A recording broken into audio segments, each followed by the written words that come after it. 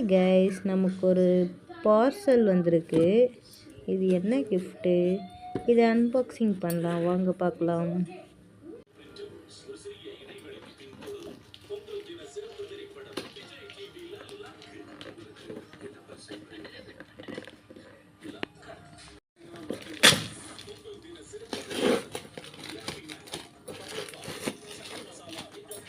என்ன வந்திருக்கு? என்னங்க இது எப்படின்னு கேட்கணும்.